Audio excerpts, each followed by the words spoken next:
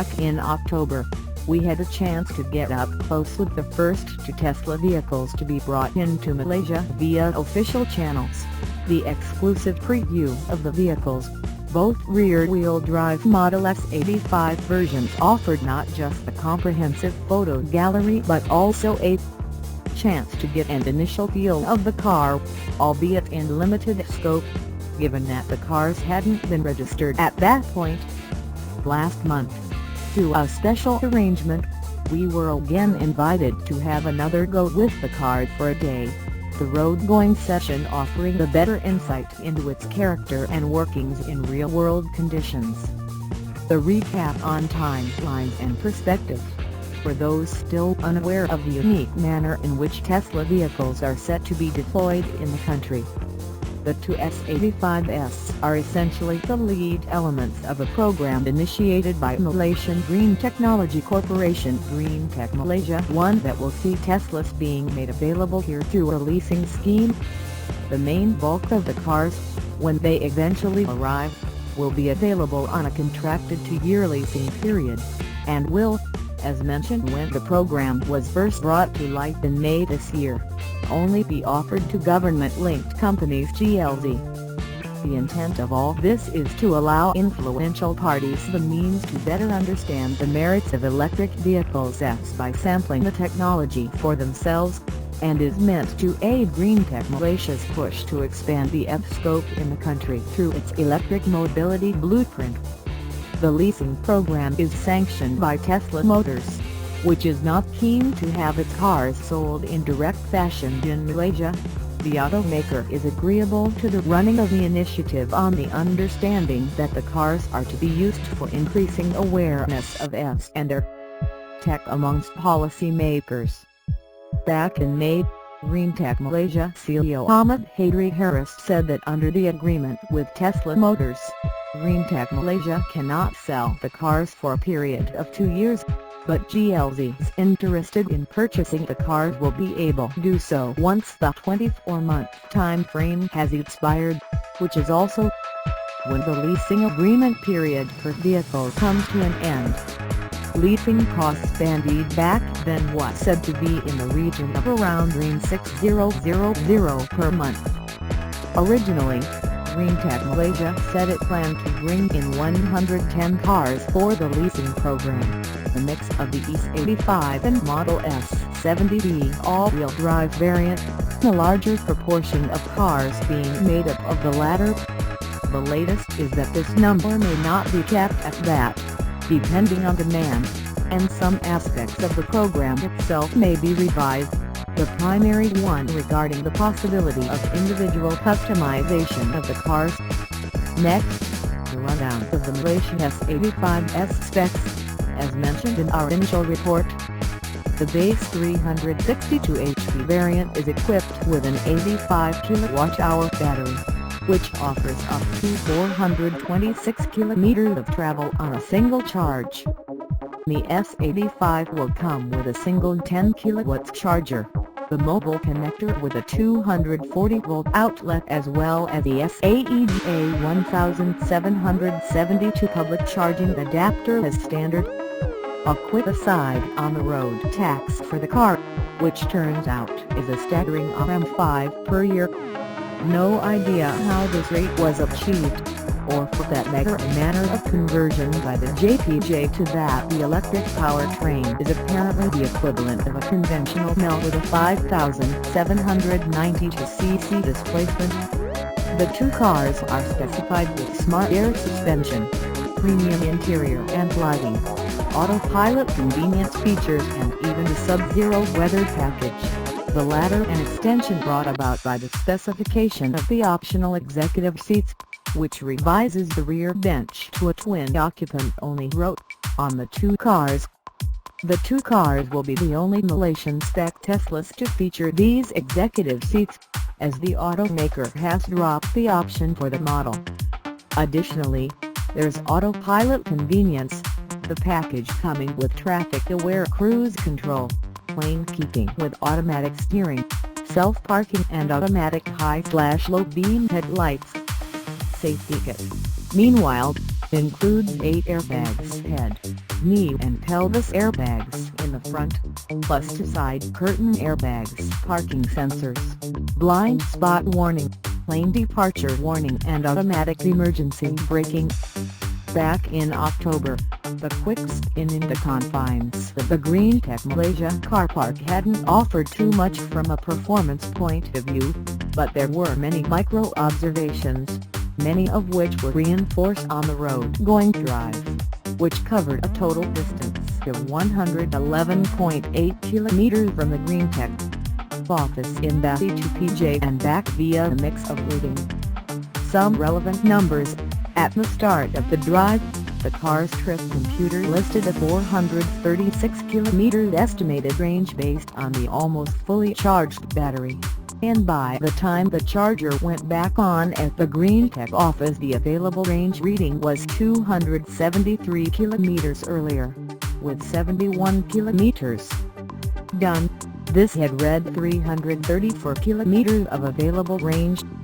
In all, the accuracy in calculated available range in relation to actual mileage deviated by around 40%, but there were many longish stops made during the route, and the last hour consisted mainly of stationary placement and low-speed movement to take photos of the midnight silver example. The other car is a red multi-coque unit.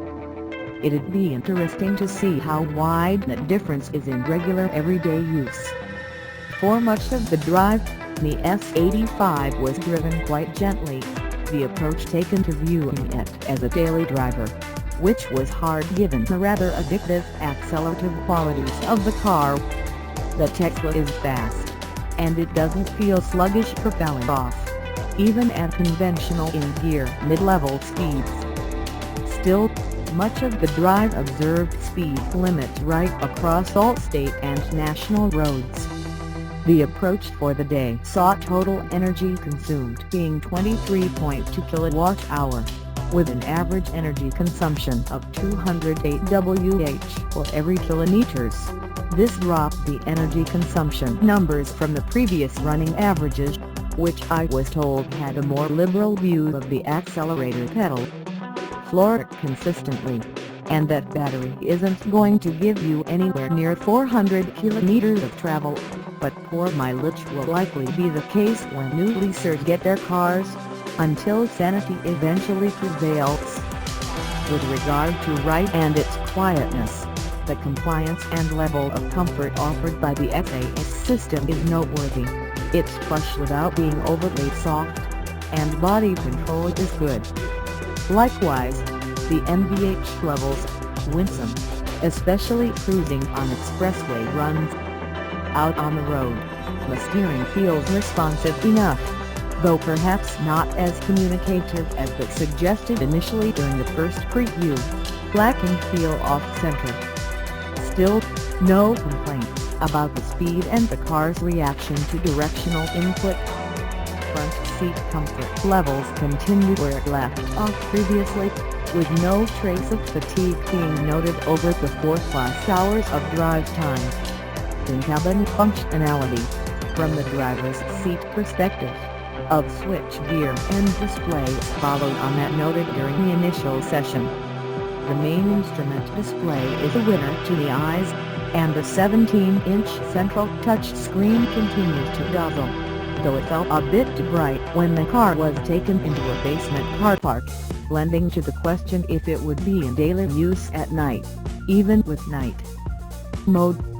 Otherwise, operation is intuitive, though like before, a larger font for the adjustment parameters wouldn't go amiss. The two cars come without a central storage console, which isn't really an issue. The open space binnacle between the seats allows you to put just about everything that you towed along, even handbags for the ladies. As for fit and finish, the trim and material to areas of direct sight is, as noted previously, good, with strong contact point tactility, though some elements in other areas feel less polished. In the end, it's a mixed bag presentation-wise. Offerings from the major players have arguably better overall refinement. the rear executive seats, meanwhile, continue to disappoint, more so under extended scrutiny. Ingress and egress aspects are decent enough, and there's plenty of knee-room in this regard. It's more than the measure of a F10 BMW 5ER or a W212 Mercedes E-Class, but the lack of headroom when sitting upright or properly, if you will, shuns perception towards the claustrophobic. Slumping down in the seat solves this to a degree, but introduces a severe lack of lumbar support, which brings about its own set of problems. The Tesla's raised floor height in relation to the seat level also presents occupants with another issue. Seated as such, the knees are raised quite high, so there's practically no thigh support. All this, not only if you're tall. The number of people of varying height was asked to get into the rear seat and all faced the same problem, save shorter folk red 5-footer tops. Given that many prospective leasers will be sitting at the back in this one and be much taller than 5 feet, presumably the level of contention here is high. Thankfully, the executive seats won't feature in the cars that will be coming in, so hopefully the normal seat bench should fare much better when used. At the very least, it'll offer one more person to be shuttled in the rear in relative comfort. The flawed scope of the executive rear seating and some of the elements of cabin material presentation are about the only two niggles in an otherwise well thought out interpretation of electric mobility, at least upon first view. Indeed, the Tesla Model S85 has many positives going for it. The tech under that skin undoubtedly leads the way, but the highly workable operating range 400+ kilometers should be achievable in urban use, and its turn of speed also makes for the allure. GreenTech is hoping that the program involving it will not just create a better awareness of S but also help pave the way for the return of tax exemption for electric cars somewhere in the not-too-distant future. Indicatively, an S85 will go for more than Rm 600k with tax, and well under Rm 400k with exemptions. Smooth as the discussion on pricing is where the general public is concerned. Thanks for watching. Please like, share, subscribe. See Mystery Channel.